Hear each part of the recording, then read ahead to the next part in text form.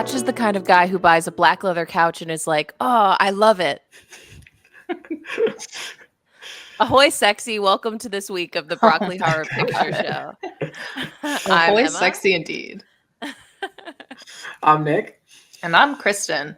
And this week we are chatting about the 2013 Frances Ha, directed by Noah Baumbach and written by him and Greta Gerwig. And How's starring. everybody's week been? And starring. How have your weeks been, guys? My week's been great. I'm living in North Carolina now as a life update. I guess that's relevant to this story, but we actually are getting like 4 to 5 inches of snow tomorrow, and it's the apocalypse down here.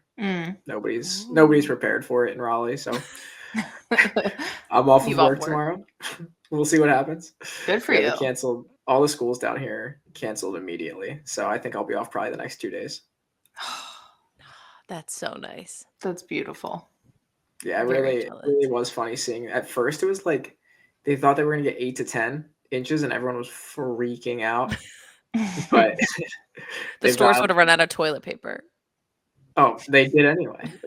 Everyone buys milk and eggs down here when it's going to be some kind of stuck at home, which is like, if your power goes out, those are like the worst 2 things to have. That is true. Yeah. What is the panic egg buying? And milk. Milk's even worse, actually. Especially now that eggs are $10,000. $10,000 eggs. Man, I don't even think mine are worth that much, you know? Sorry. Don't sell yourself short. Oh my God. Conversely, I was in Ithaca, New York over the weekend, and there was 3 to 4 inches of snow like the entire time we were there, and nobody plows the streets. It's just layers of ice on everything, and people are going about their days like normal. My husband Pat and I, it was like we were the only people who didn't own ice spikes for our shoes, and we paid the price for that dearly all weekend. But it was still really fun. I only fell twice. Ooh, very nice. That's great. Was it just a weekend getaway for Valentine's Day? We historically have gone away on President's Day weekend every year, I think for the past like 4 years, and it's been by accident every time. Yeah, this year was no different. Nice. That's a cute tradition. Thanks. I like it. Emma, what did you do? This week, on Saturday, I went to an annual bar crawl that I do with my brothers and their friends. Kristen and Nick went last year. They both were out of town this year. And it was great. It was a smaller group this year. So I incited a game of the Traitors for everybody that was there, which was very fun. Every bar we went to, the Traitors had to murder someone, and then at the end of every bar we had a round table and banished someone. I picked beautiful. 2 traitors randomly. It was very fun.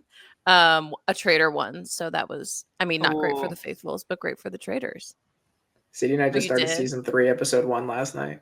Oh my God, you're in for a treat. I just started season 1, episode 1, so. Oh, I blew right by it. We just went right to season 3. And I started with season 2, you guys. Wow. We're all different starting points. Yeah, it was mostly just because of Bob the Drag Queen that we just jumped to season 3. Oh, yeah. That'll do it. Mm-hmm. It's one you can watch them out of order. I don't think it matters at all. Mm-hmm. No bearing on what you're watching on the screen. We should cover the Traitors. Let's change our whole podcast. Forget movies. Let's just do the Traitors.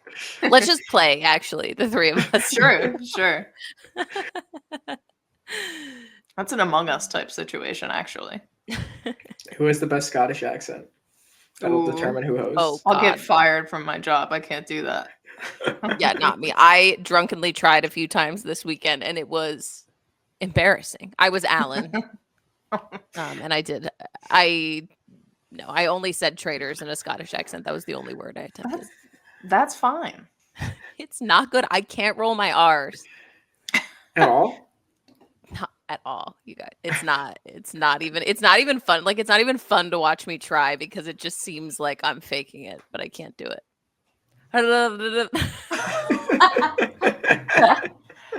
It's not even funny. It's not even like quirky or exciting to look at. It's just kind of lame.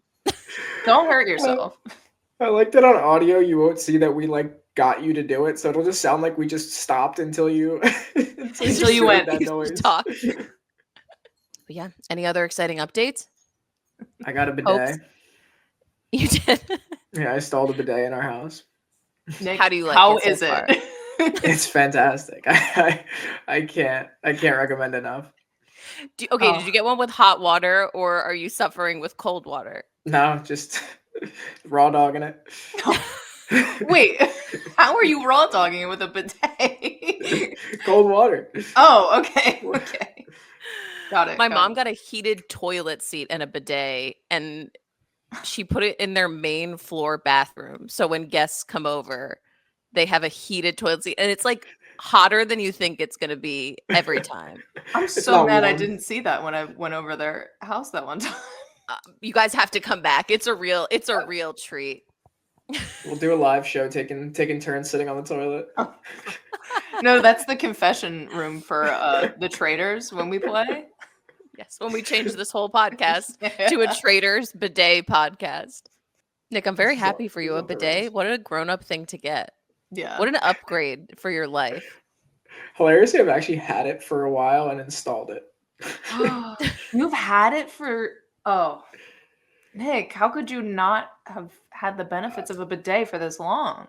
I know. The Tushy wasn't cheap either. Is it Tushy brand? Yeah. Damn.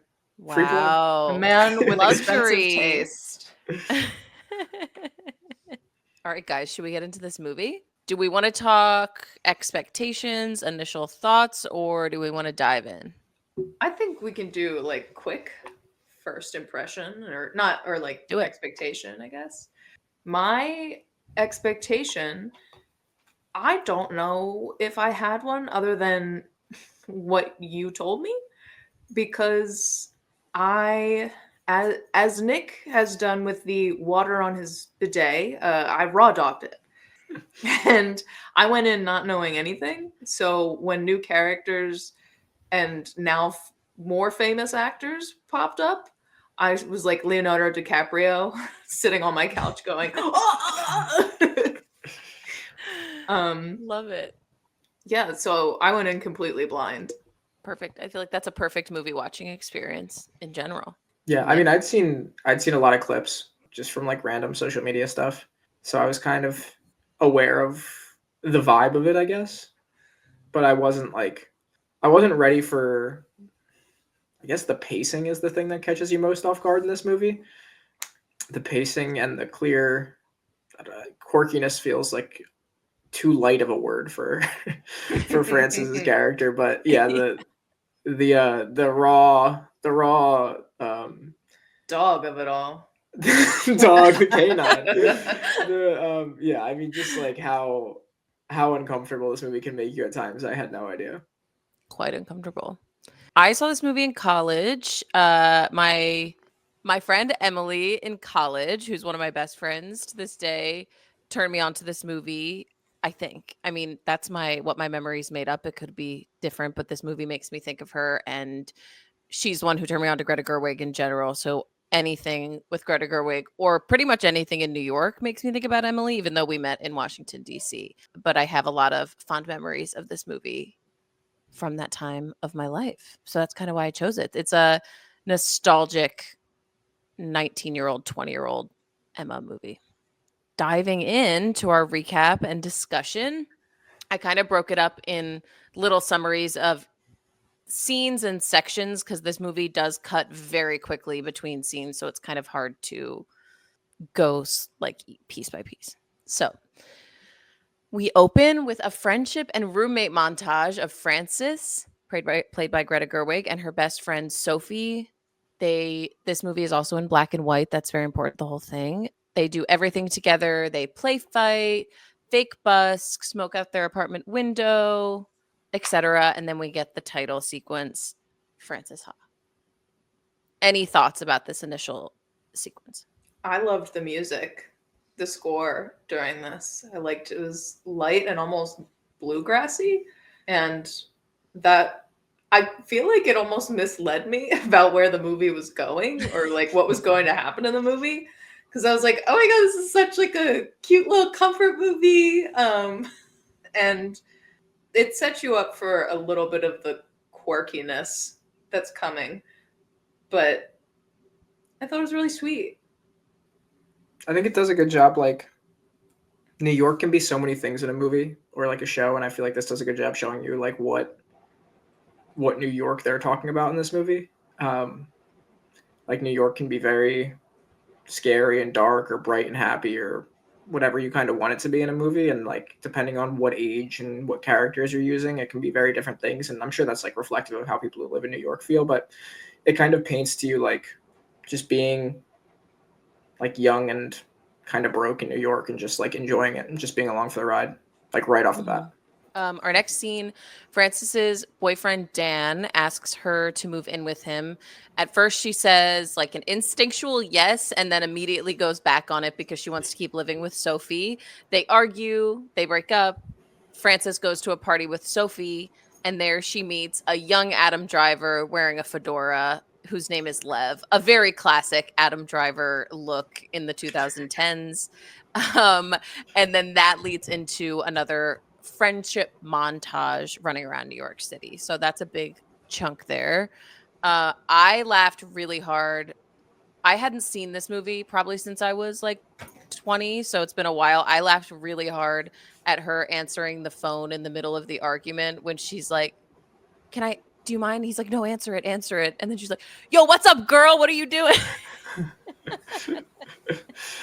It's the first time you like really get to see what this movie's gonna be. Like, the cat stuff is awkward and funny, and it's just like, okay, that's like a weird way to handle that, but it's like not the full scope of what this is about to like how uncomfortable it's gonna make you until she really like hits that point, and it just has at the most bizarre times a lack of social awareness that you like as soon as this movie reels you back in and you think she's like acting like a normal person again, she just does the weirdest thing. Mm-hmm. And this is the first one you really get like climbing that little roller coaster hill of right before a drop where she's just like, what just happened?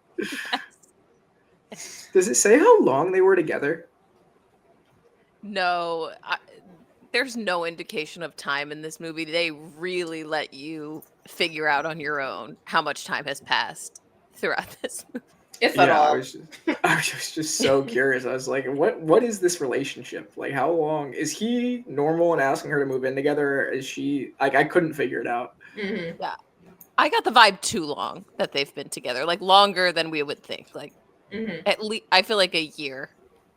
Yeah, they did say they weren't having sex anymore, so that would be a pretty good indication that it had been some time.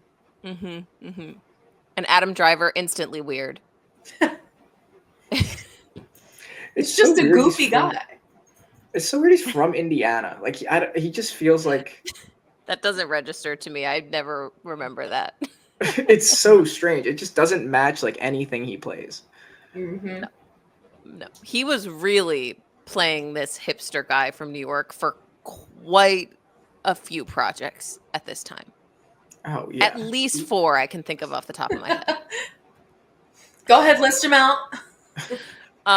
This one, Girls, the one with Daniel Radcliffe, that I can't even remember the name of. What If, I think it's called, something stupid like that. Oh, I did see that. And While We're Young with Ben Stiller and Naomi. Is the Daniel Radcliffe the one where he starts arguing that Europe's not a continent?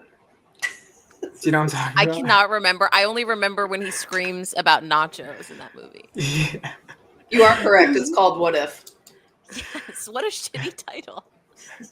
Yeah, that's horrible. There's at least 20 other titles that are just What If on IMDb. Certain parts of this movie, he's just like in a Woody Allen movie that like no one else is in. Mm-hmm. Yep. That's a great comparison. He's just so strangely good looking. I know it's talked about enough that like we don't need to go into depth about it, but it just needs to be touched on that it's like he's clearly attractive and they touch on it at multiple points in this movie, but it's just like such an abnormal attractiveness. He has a charisma that is unfathomable, but it works every time. I was going to say, it's the charisma that makes him more attractive than anything else to me, but that's subjective. Okay. Back at home, Sophie and Francis discuss their sex lives. Sophie's boyfriend, Patch, is introduced in their conversation. Francis kind of comes across unimpressed. They get ready for bed, and Sophie tells Francis the story of us, and they imagine their futures together as a writer and a dancer. Very Broad City here. Their Buddy relationship comedy with at times. Yeah. It also just feels like, I don't know, Nick, if you had anything similar growing up, but it feels like I always had the one friend that I would like plan my future with, or, you know, me growing up, it was one of my cousins maybe because we were really close, but there was always like, oh, and we'll live in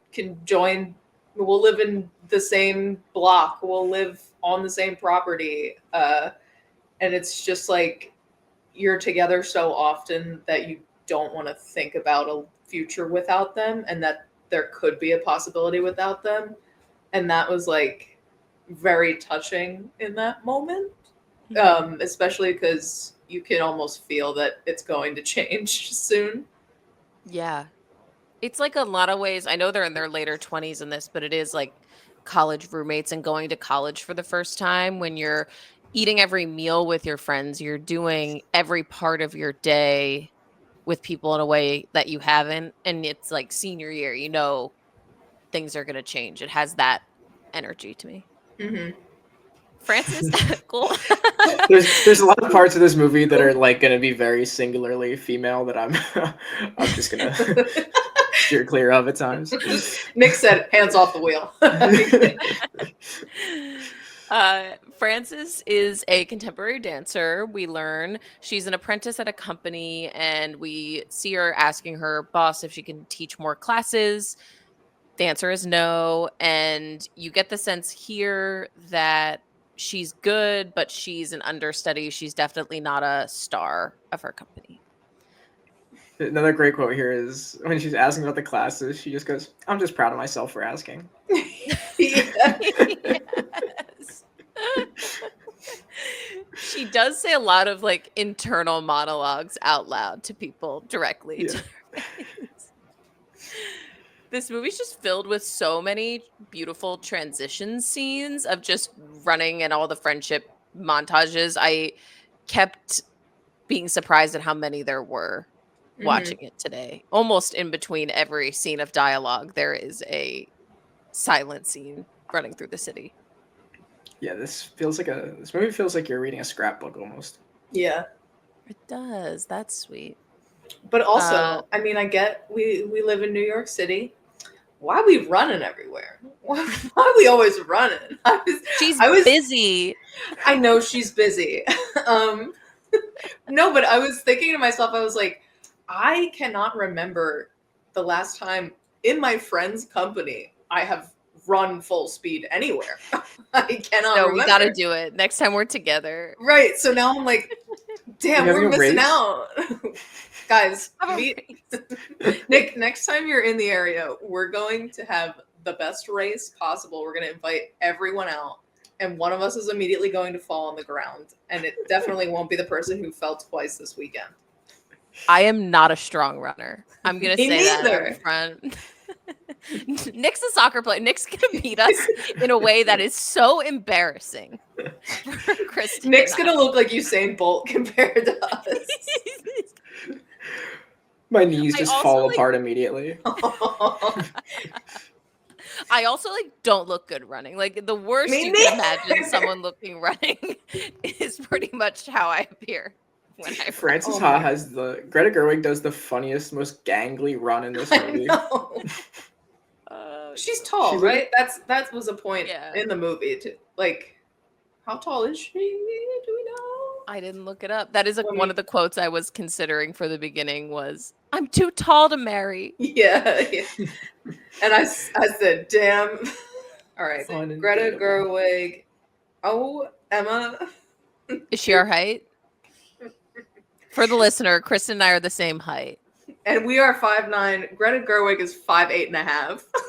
Wow, and technically I'm 5'8 3/4". I'm a tall 5'8", or I'm a short 5'9". Oh, But you this would is round up if you're devastating. 5'8 3/4". You'd round up too, okay? I know, but oh my god, I thought she was like 6 foot tall. Nope. Just tall girls. Too tall. We have to get divorced to our husbands now, Kristen. We're too tall to be married. No. Are dancers generally tall? They like the ideal dancer height is like 5'7". Some If are either Rockettes really are tall and 5'7". some are really short.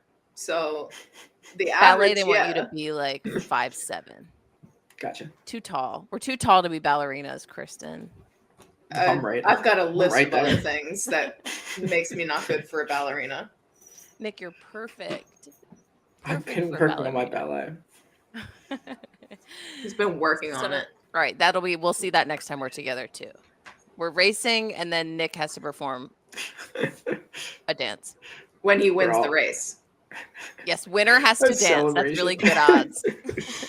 So the next part, Sophie and Frances are on the subway, and Sophie tells Frances she wants to move in with a different friend, a friend named Lisa. Frances is shocked. It seems to be a logistical choice that Sophie wants to move in with Lisa. It's the neighborhood she wants to live in, and Frances just can't afford what Sophie can afford. And she says here, "I'm not leaving you. I'm just moving neighborhoods." Mm-hmm. But it doesn't feel like that. I don't know. Something feels like it's shifting in this part. Yeah, definitely. I mean, I think that there's like, we're getting this from Frances' perspective, so there's like an inevitability to this that Frances didn't see that kind of blindsides you as the viewer too. That's like, at some point, Sophie's just more successful and gonna want to live and do other things, and it's just like, I don't know, the nature of living in the city. Kind of, there's so much economic diversity and like where you can live, that like holding onto a relationship like that is just like innately really hard. It felt a little soul crushing to watch this exchange because you never want to be the person on the other end of that, or just not even like the moving out situation, but any part where you think you have something more with someone than you actually do. That is so heart-wrenching and soul-crushing that even though I wasn't in the situation, you obviously feel for Frances here. Yeah. This movie has a lot of, I feel like it's kind of visceral, the pain that Frances feels throughout this movie. It hurts. Yeah. It hurties. The next scene, Sophie has moved out. Frances gets a tax return and she immediately asks Lev, Adam Driver, on a date. I really laughed at a part here. This was also almost my quote. I'm just going to keep doing this throughout what I almost used as my quote. Sophie said, "You like basketball." Oh, that was just that one time. Yeah. They're on this date and Frances offers to pay, but they don't accept debit cards. So then we get a whole thing of her sprinting to an ATM and inevitably falling on her face to get the cash out. She goes back to Adam Driver's place and he lets her know that a girl that's staying with them is about to move. His roommate Benji comes home and they all hit it off as friends and they make Frances dance for them a couple times in a ballet way, not like a sexy way. No, it was actually like a Phantom of the Opera sing for me way, but in dance for me. Yes.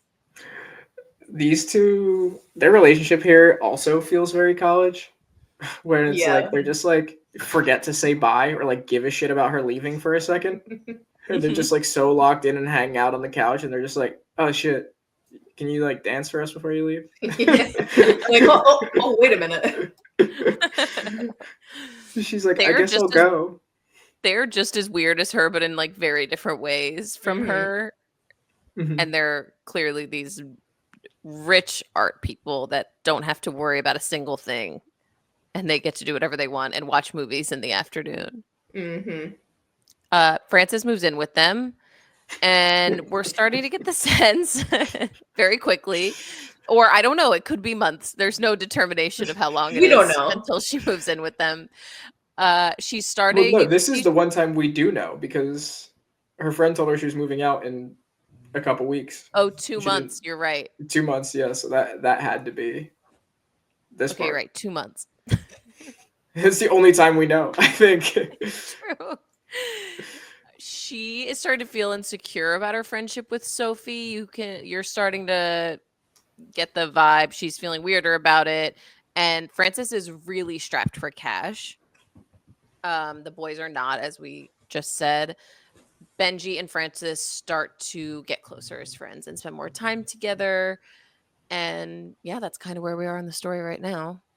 They watch movies together in the afternoon, and Frances keeps saying she has things to do, and then she just ends up staying there. She's busy. There's such a funny scene too where we just going back to it real quick where Adam Driver just like pokes her shoulder and she just goes oh yeah, the one when he's trying to make a move on her for 1 second. Literally, and it's just like it's just showing like this would never happen, but if it did, this is how it would go. And he just, it was very effective. There's no tension ever again. No, that's all it took. He got the message, and then they were just strictly platonic after that. No hard feelings. It's very funny watching. I just keep thinking of Marvelous Miss Maisel this whole time. Joel. Just seeing Joel. Yeah, it's so weird seeing him as. It's so weird. A modern man. He plays it great. He does a great job. It's just like it's hard to escape that when he's like so pigeonholed now in my brain. But this is the scene where he just goes like 3 o'clock. I can drink. Yeah.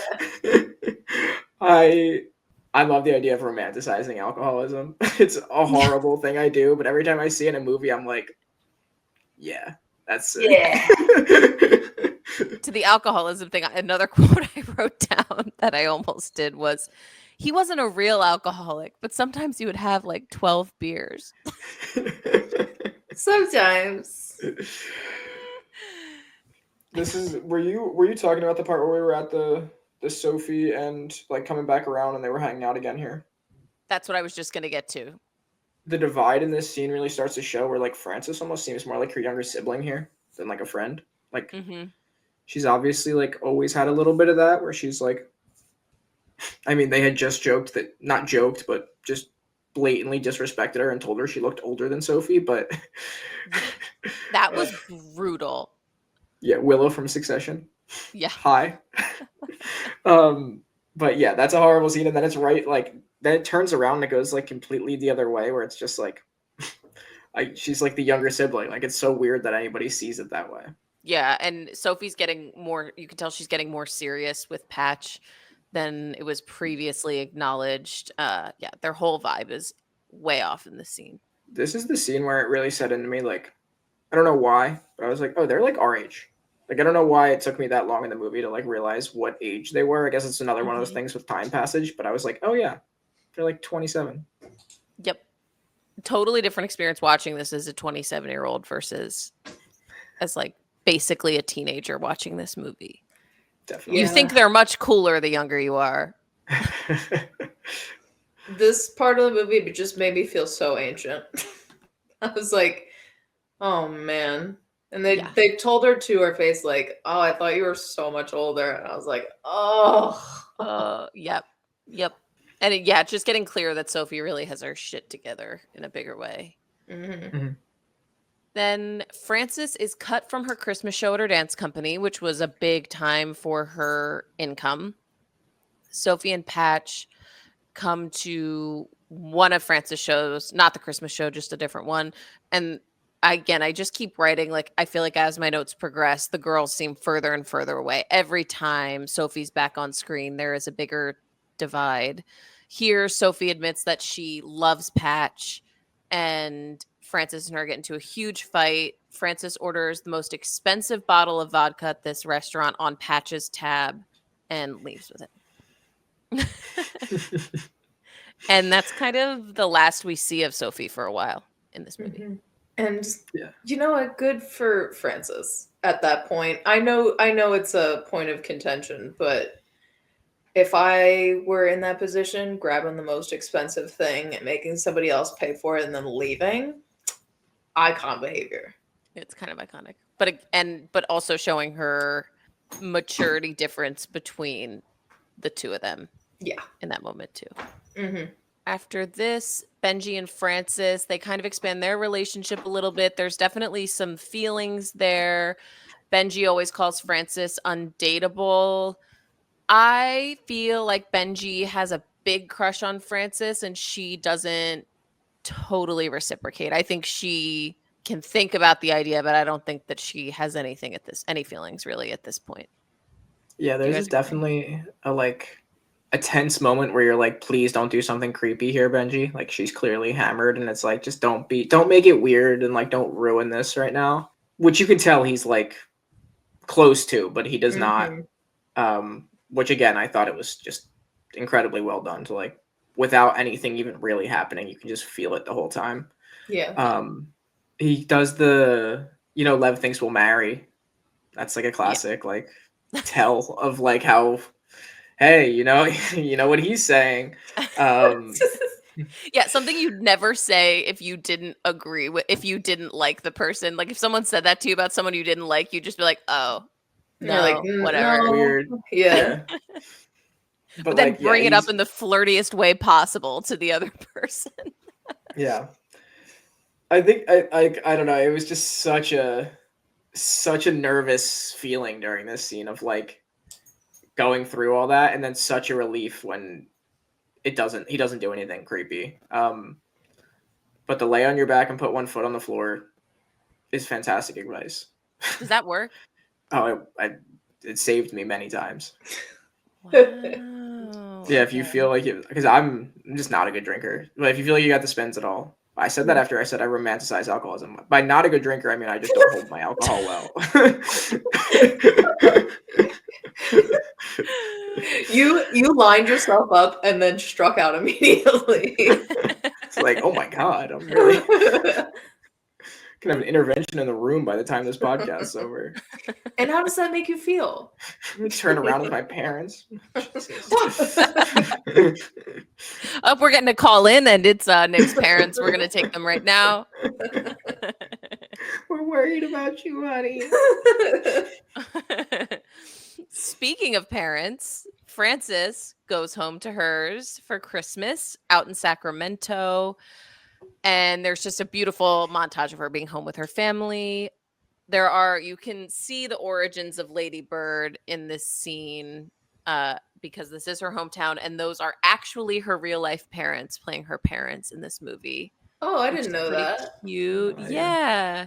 And yeah, I just feel like I was almost distracted thinking about how many shots are like identical in Lady Bird to this part of Frances Ha.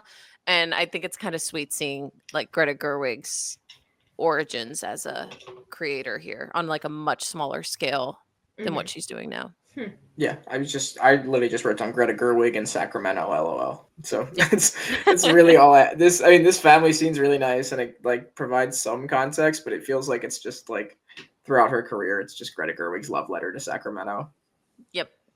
It seems like she has a great relationship with her parents, but obviously they can't financially help her, I think is clear. I mean, they do straight out say that later in the movie, but I think you can tell here, like very loving home, but just she's not getting checks like the boys are that she lives with. Yeah, there's no like financial trouble there. It's just not. No, she's not a trust fund kid in this. I did write down the second that we saw her parents, I wrote, oh, dog alert, because that's where my brain went. Oh, there's a small dog on the screen. They brought it to the airport. I know. It was so sweet. There and back, they brought it to the airport. I liked the detail she went to the dentist while she was home, because very relatable when I've lived in different states that I never found a dentist where I was living and always just waited till I was visiting home to go to the dentist. After that, she goes back to New York. She had to move out from the boys' place because when she got cut from the Christmas show, she couldn't afford her rent. I kind of kept thinking here, like, they seem to like her a lot. I was surprised that they don't spot her rent for a month because they seem like rich art kids. I don't know. I know that would be a lot, but that was the vibe they kind of gave off, like very chill. But I guess that's not the case, obviously. But she moves out from their place. She asks her ballet friend, don't know the character's name, but it's Meryl Streep's daughter, if she can live with her. And the girl says yes, but she does not seem happy about Frances living with her. She doesn't seem happy, period.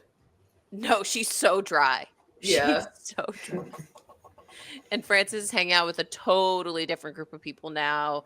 These are, I think I get the sense they're older. They're definitely more established in their careers. And she struggles to be in a social setting with them.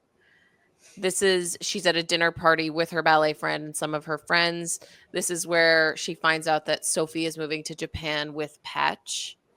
And this is also where the most famous monologue from the movie happens about your person and platonic or romantic and your secret world with them when you can see them across a room that's filled with people and you can, I don't know, you just basically communicate with your eyes and you're in a different world than everybody else in the room. Mm-hmm. The dinner scene was so uncomfortable. Oh, it's bad.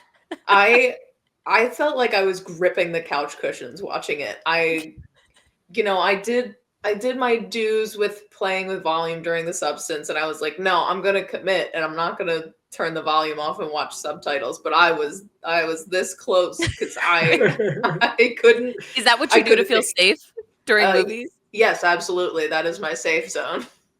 I love that. It is painful. It's a painful watch.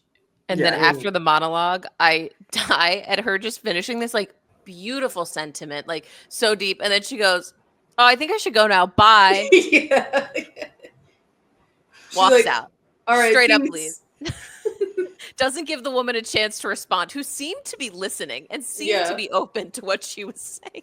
Yeah, it seemed like for the first time, like everyone was like enjoying her company specifically in the whole scene, and she was just like, "That's enough." She said, "All right, I'm head out." Social battery dead.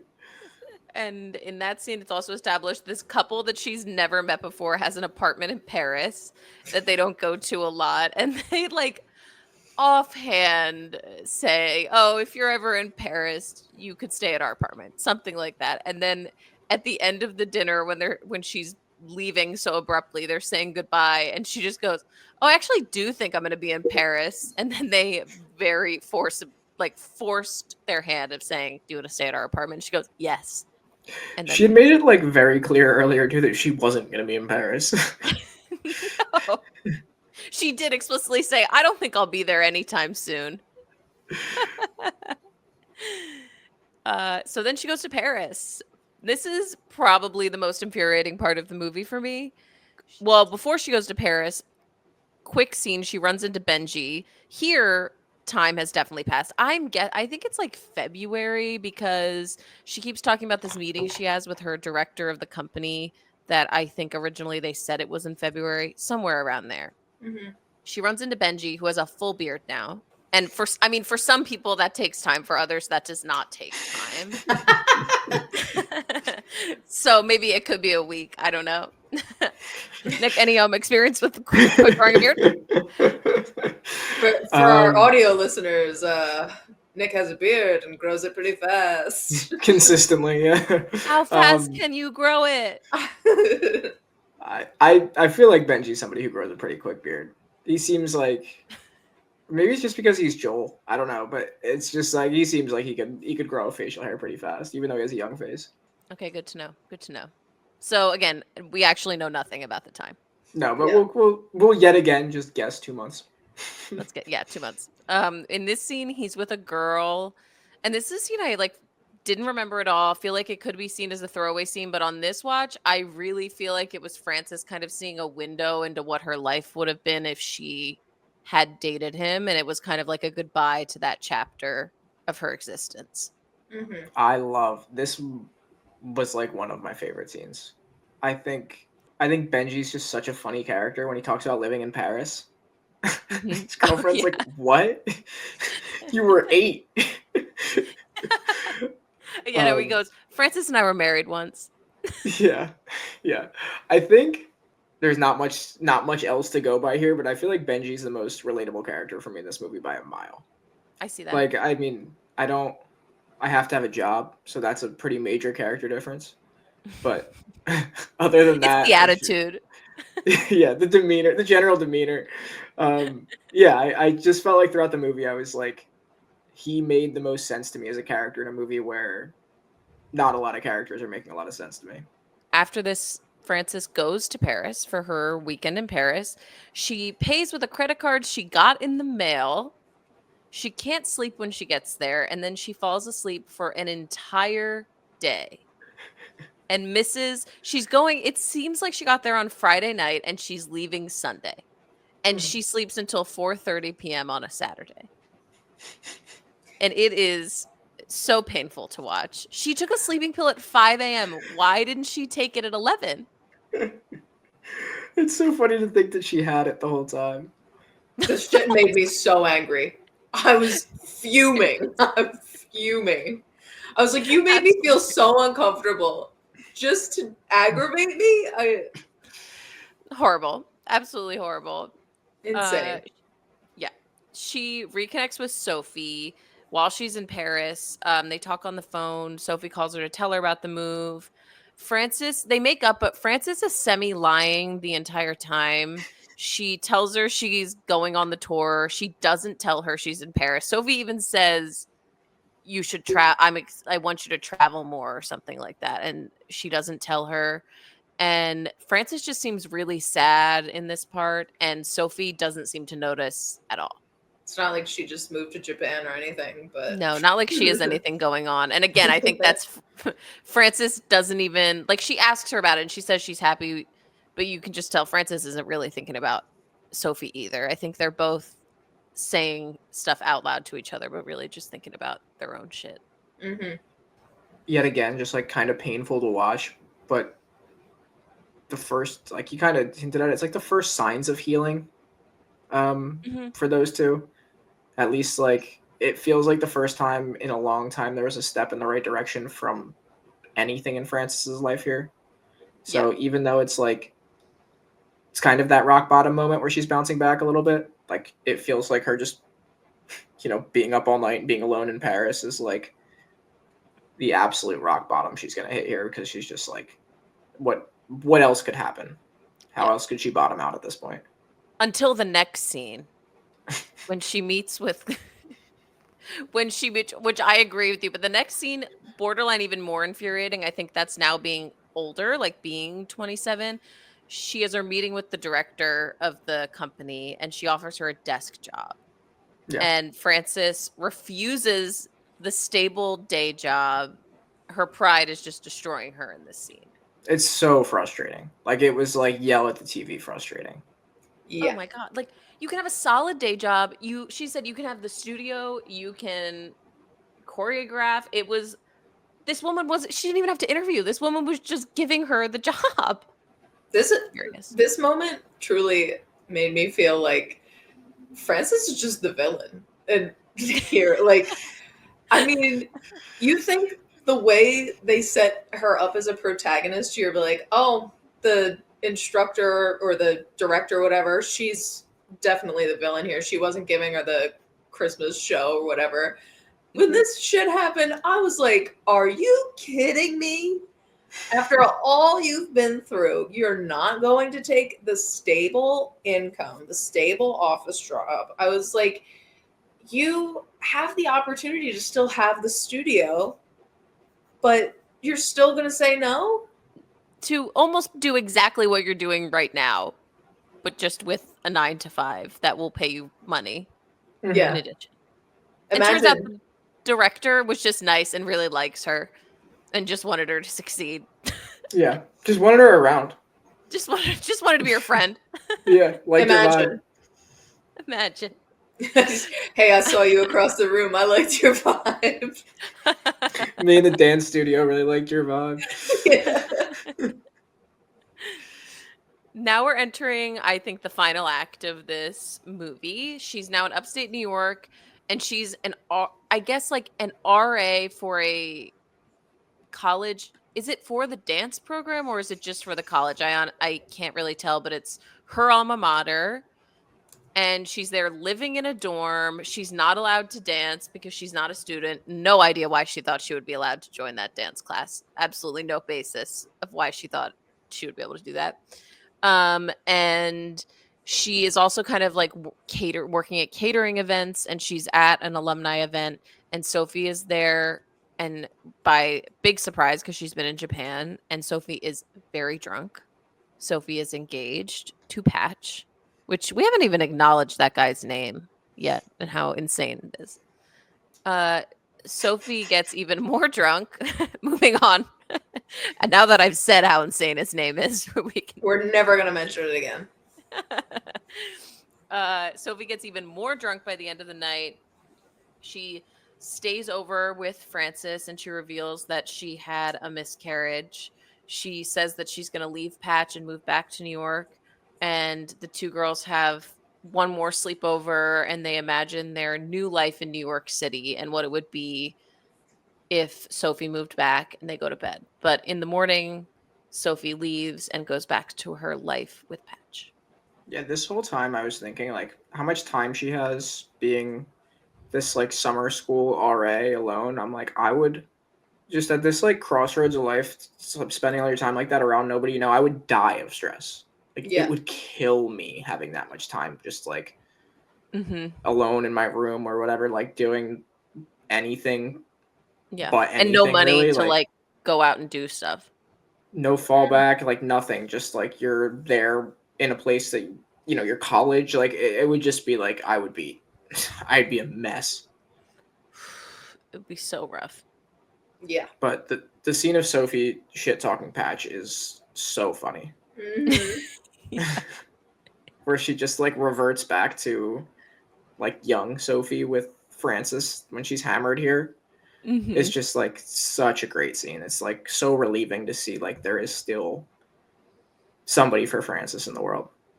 Yeah, it is. I feel like the description of the scene was sad, but it didn't feel that sad in the moment. It really did feel, like, funny and so loving and tender. Yeah, they did a lot of cuts, like, tight shots of Greta's face in this scene where she's, like, listening and watching Sophie that are, like, just very sweet and make the scene, like, feel a lot more wholesome and positive, because in reality it's like, I mean, Sophie's talking about a fucking, like, miscarriage, but it's not, like, the point of the scene. It's a weird combination, but it's like it's almost like their friendship is, like, such a main pillar of this movie that nothing else, no matter what she was saying in that moment, it didn't matter. Yeah, because they were back in sync together, and it was reconnecting. Totally. Yeah, and the line where Francis just said, and it's so true, and it's such a sad and beautiful line where she says, like, well, if something funny happens to you when you're on the way to the deli, you just tell Patch now, and I'm never going to hear about it. And I thought that, I don't know. It's so emotional. It's just I feel like a real feeling for anyone that's had a very close friendship. Or even we joke, as not being coworkers anymore, the three of us, that we don't get to hear what we do on a daily basis anymore. And we used to know, like, every detail of each other's lives day in and day out. Aw, sad. It is. It is. I don't know the dumb shit you guys think about every day anymore. And there's a lot of dumb shit I think about. Like, dumb shit in my brain. Who am I going to tell? Nobody. Well, Matt, but Matt's at work. What am I going to do during the day when he's at work? I was going to say, I ask Sadie some of the most random questions sometimes, and she's like, why are you asking what my favorite number is between 1 and 5? You say, Emma would have answered this. Emma would have had 3 different answers. None of them correct. 4, obviously. She said 4. Yeah. She did love her. I knew Sadie was a 4 girl. And she was right. So, the end of the movie, Frances does go back and take the office job, thank God, with Colleen, and she gets her own place in Washington Heights, which she said she was going to do before. She's a choreographer, and one of the final scenes is she's having a showcase of her choreography, and there's a bunch of dancers It's a performance of her work, and all of her friends are there from every chapter of the movie. The dance is beautiful. Sophie married Patch, and I wrote here Benji loves Francis. I thought that was clear. I think they might end up together. Who's to say? But I saw the window opening for the two of them at the end. And it ends with Francis and Sophie spotting each other from across the room, and they have their secret unspoken world between the two of them. And the very last shot is Frances in her new apartment going to put her name in her mailbox, and her last name is Holiday. And when she puts it in, it just like cuts off the end, so it's Frances Ha. And that's the title of the movie. The end. Beautiful. I was definitely asking myself, do I want them to end up together? And I think Benji and Frances. Yeah. I couldn't decide. I think I do, but I also was like going through the same thing of like, do I just like see myself in Benji and kind of just want that to be like how it plays out because of that? You want success for him in his romantic life. Yeah. I just want him to end up with a tall blonde woman.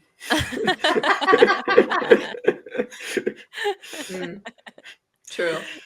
Yeah, there's something, I don't know. I just feel like I want them to be together because Frances, now that she's like pulled her shit together, she like deserves a guy that adores her. Like I think that's her next stage of life. Yeah, and then she ends up like doing stand-up when they start going through a divorce. Oh yeah, so true. I think I like the decision that it's not so, you don't know.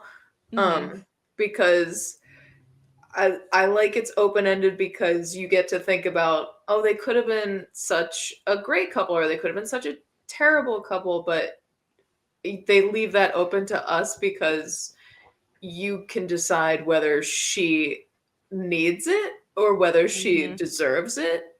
And I think I struggled with making a decision at that point because I got so frustrated with Frances through several times throughout this movie that I was like, I don't know if she deserves happiness with a man right now. She needs to do some introspection. I don't know if Benji needs that right now. So it almost, to me, I was like, that would feel like a reward. And I don't know if she's earned a reward yet. But you want her to stick with it, what she's doing, what she's building, and then years down the line. I feel like when we end the movie, she's just getting that ball rolling again. Once we've got the base of a snowman, then you can put something on top, That's so true. Elle Woods. Yeah. She needs to live her Elle Woods life for a couple more. Finish those 3 years of law school and then get the man. Exactly. Or she doesn't need one. I don't know. She deserves love, though. I think that's why they leave it open, because does she need it? Does she not? You decide. Yeah, he's just a little pocket-sized man, too. Oh my god. Nick feels deeply connected with Benji in this film right now. Nick's like, that's my guy right there. That's my dog. Give us a Benji spin-off movie. What's he doing now? Benji, he could carry. I would watch a Benji spin-off. Oh my god. A Benji prequel to Frances Ha. Yeah, they still use both actors though, like Adam Driver and him. They just, oh my god, they do the whole de-aging process on them, CGI the hell out of their faces, and it's just a monstrosity. I can imagine. It's the same thing, but they just have like the Stranger Things CGI over their faces. They're 12. They have Robert De Niro and Al Pacino play them de-aged. There's so many severe time jumps in that movie that every male actor who is white at any age is playing them. I love this. But it's all only 2 months apart, actually. Yeah, 2-month increments. Yeah, we give no indication of what time it is or how far you've jumped. Well, guys, what are your thoughts about this movie? What'd you think? I loved it. Yeah, I mean, I think it felt like I kind of hinted at this before, but it kind of felt like Woody Allen made Broad City. Oh my fucking god.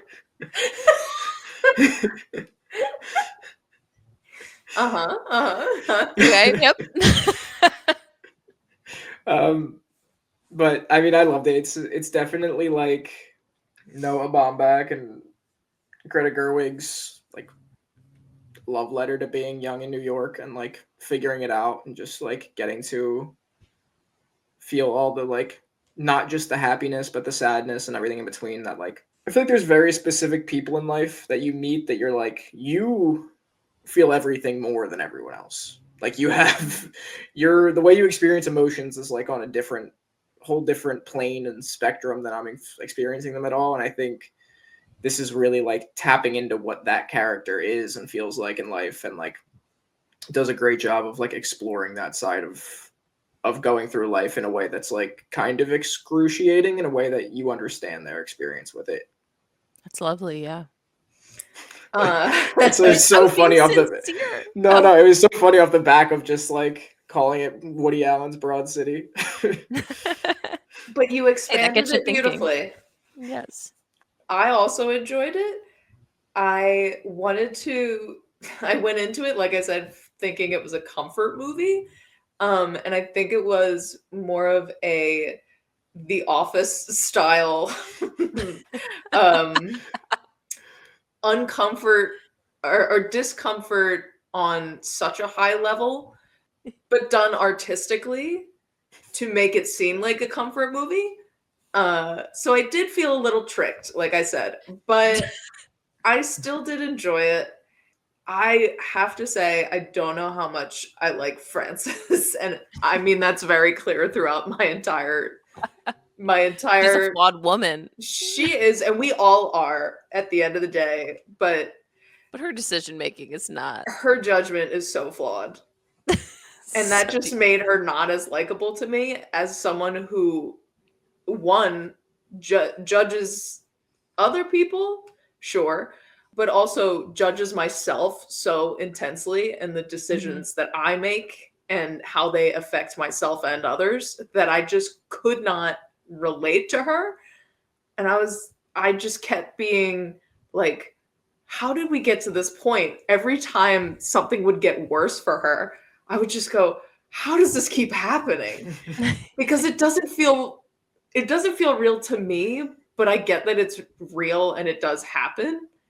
I'm just someone who thinks so deeply about everything that has to do with myself, how I come across, what I do, etc. So this was a wild left field throw for me, which I did enjoy. So yeah, no, I totally agree.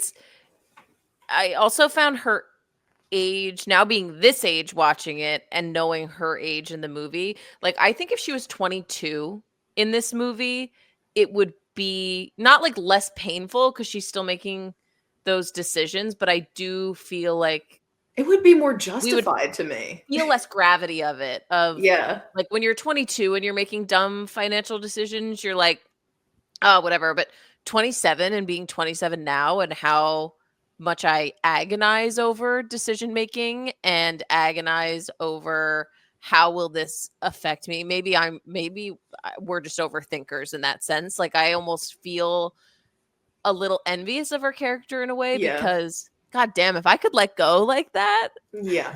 I don't know. I think she is an actual free spirit when people are talking about free spirits and not when they're like, oh, I'm a free spirit. I'm so weird and quirky. I'm a free spirit. No, like that's an actual free spirit is the person that doesn't take the office job. Yeah. And goes out to the woods. But I definitely love her. I think on a rewatch, knowing how it ends, it definitely feels more like a comfort movie because I'm not stressed over the decision she's making because it's not a first watch. Right. And then I can like really laugh at like Adam Driver and all of her antics because I'm not as worried about her outcome. Yeah.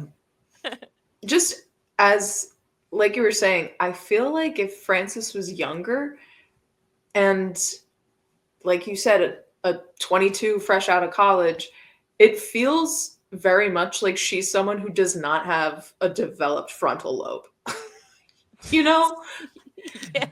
It's those things that I feel like clicked into place for me once I was 25. I started thinking different. And I don't think she ever got there. Yeah. But you still root for her so hard throughout this movie. You want her to pull her shit together so bad. Mm-hmm. And she does. Yeah. But yeah, turn 25, boom, afraid of heights. Instant. For me, turn 25, autoimmune disorder. That's what I get for stressing myself out for years. See, if you wouldn't have agonized so much. And honestly, it's true. That's the sad part. Anyway. All right, guys, who was the hottest? I have a feeling I know Nick's answer. I was just it has to be Lev. There's no way. I thought you were going to say Benji. Yeah. I know what you thought I was going to say. I'm saying that there is only one answer to this question. Got it. Unless you're into patch, there's not unless really. You're a patch head. Patchites stand up. Yeah, I'm gonna have to say Adam Driver as well. I'm gonna say Benji. Wow. I'll go for it. You're so welcome. No, I think personality-wise, I don't know. Adam Driver's charm and charisma has me in most other roles, but not this one for some reason. He's a little slimy in this one. He's a little bit, but also it may have been the fedora. Yeah, it really may have been the fedora. It's only Jason Mraz can wear fedoras. And he's yours, you know? Oh my God. Sorry. Get out of here. All right, see you guys later. Food, there really wasn't a lot of food in this movie at all, and food that wasn't really noticeable. So, I mean, it was all in black and white. Yeah, there was nothing like super specific. There were meals, but nothing super called out. So my thought for a recipe was, the only thing I wrote down is when her and Benji are watching a movie, she says, "I wish we had cookies." And when she said that, I was like, "Ooh, that sounds really good right now." So I was thinking that we could each submit our favorite type of cookie and I could make them. Well, Emma, why don't you tell us your favorite cookie first? Oh my God, I wrote this down and I didn't even think about it. I hate to say it, I love a classic chocolate chip. It's not that salt interesting. Or no salt? A little flaky salt on top. A little bit. I feel like I have a better answer to this somewhere in my brain, but right now all I can think of is like a nice, just peanut butter cookie. Lovely. I like a chocolate chip, but I like it with caramel in it. Ooh. And you put the little flaky salt on top. I'm someone who loves salt in any degree, so amazing. That's gonna do it for me every time. I've been on a bit of a caramel kick recently. Well, I've really been on an apple kick for like a couple of months, and so I got some like caramel sauce to go with my apples because I was getting sick of peanut butter with my apples, and it's been great. Just had to share that caramel cake. Everyone, if you haven't tried caramel, I really, really recommend it. Guys, you ever tried this thing? It's called caramel. Caramel. Have you ever tried apple dippers? All you have to do is, and you can dip your apples in anything you want. I don't know if you remember you have free will, but you can dip your apples in whatever you want to dip your apples. You ever gone to an orchard and gotten a caramel apple? No, I don't mean caramel apple. I mean caramel apple. Oh. Candy apples, garbage. Actually, get that out of here. That was a take on no basis. I actually don't know if I've ever had one. They're fine. But I'm a caramel girl right now. Yeah. So fuck candy apples. You can't be both. You can't both. You can't be both. Nick, you're awful quiet. You hate caramel, Nick? Just tell us. I was thinking about changing my answer to lemon ricotta cookies. Oh. Were you Googling types of cookies while we were No, I was actually looking at, I was trying to remember the name of this one Italian cookie that I really like, but I can't remember what it's called. ChatGPT, what is my favorite type of cookie? What's in it? It's like the nut and jam ones that are like rolled. Oh, it's not. It's Nope, not a don't know. Linzer. Linsers are like Jammy Dodgers. Mm-hmm. I That know what sentence you're. was from the 50s. Jammy Dodger is like the London version of it, guys. More? I'll tell you what, I gotta have me Jamie Dodgers. Papa, papa. You got me Linzer cookies. Oh my god, I should be in the next Wallace and Gromit film. Thoughts? You should. You should play the Artful Dodger with the way you're talking. Oh, right Jesus now. Christ. Thank you. All right, guys. Do we have any final thoughts on Frances Ha? Or are we wrapping up? Final thoughts. I don't think I've ever seen anything Greta Gerwig has been in before this. And I was really pleasantly surprised. And I thought she was great. So we'll have to do 20th Century Women sometime. Oh yeah, one of my faves. Yeah, I thought the performances in this movie were great. I don't know if that's a testament to, obviously they're all great actors as we know now, but I think it's also a testament to Noah Baumbach too. Oh yeah, just really... Noah Baumbach and Greta Gerwig are married, for people that might not know. I did just find that out. Oh really? I did not know before this.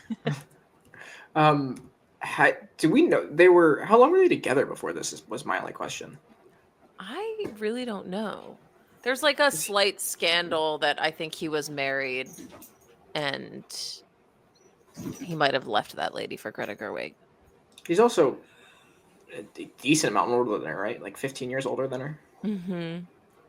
I wonder if they were even married when they did this. I think it was right around. They probably weren't when they wrote it, but I think they got married around this time. They met in 2010, it says. And this came out in 2013. Yeah, so it's around the time they were getting married, I'm guessing. Yeah. Interesting. I thought none of that. They didn't get married till 2023. So they'd been together. I mean, they'd been together. It's 2010. Yeah, they already had a kid when they got married, so they'd been together for a long time. I guess the only question I had that was like a final thought was, does this movie make you... I don't know why I've had this obsession with like settings so much in movies, but does this movie make you want to live in New York or not want to live in New York? Or forever, does it make you want to live in New York again or not live in New York again? It makes me wish I had more time in New York, because I was there when I was 22 and then COVID happened and I moved home. And I feel like I would have loved another couple years there. I'm happy I'm not there now. But yeah, just made me wish I had a little, not like any regrets, but just kind of, I would have loved a little more time there. Yeah, it wasn't exactly your choice to move away, so it's a little different too. Yeah, I think it did a better job than other films at romanticizing living in New York, but I'm not a city person, so it doesn't really sway me a lot. Yeah. But that being said, they do a great job of showing it being fun and quirky to me. I mean, I have both my sisters live in New York, so I get like a decent dose of getting up to go up and visit New York pretty much whenever I want, and like don't have to pay for it, and have a place to stay in Brooklyn and Manhattan, and just like have the best setup possible with New York. That I think, I moved to the South. I'm not exactly yearning to move to New York. It's kind of a very different move, but yeah, it definitely makes me like excited to go visit again, because I like being in the swirl of New York and then being like, okay, I'm only here for a couple days, then I get to leave this. Yeah. You get your fill. Yeah, even just as this movie went on, like the city itself starts to make you a little anxious, just like the constant movement of it all. Things on the subway. Terrible. Oh wait, I do actually have a very last thought. It's just very strange a man directed this movie. Like, I know it's not. Go ahead. I'm curious how much input she had because she hadn't directed yet, and and they wrote it together. So I wonder how much input she had on set. Yeah, I mean, 100% She definitely did. You can just feel in her performance she's like making decisions that even though she wrote it weren't necessarily in the script, you can just it's the kind of performance it is, but just still very strange at the end of the movie to see Noah Baumbach's name pop up first and be like You're like, okay. wait, huh? It's why Benji felt so deep to you. There it is. It was me and Noah Baumbach. Put together, get Benji. In the end, we are all Baumbach. In the end, we're all Benji. Yeah. What are we but Benji? All right, who's gonna do our quote? Do you both have one? I have one, but it's Go ahead. We've touched on so many that if you have one, you can. Sorry, I really flooded this one with some quotes. No, you're fine. I threw in some as we went too. You got one, Kristen, or you? I do. All right. Don't treat me like a 3-hour brunch friend.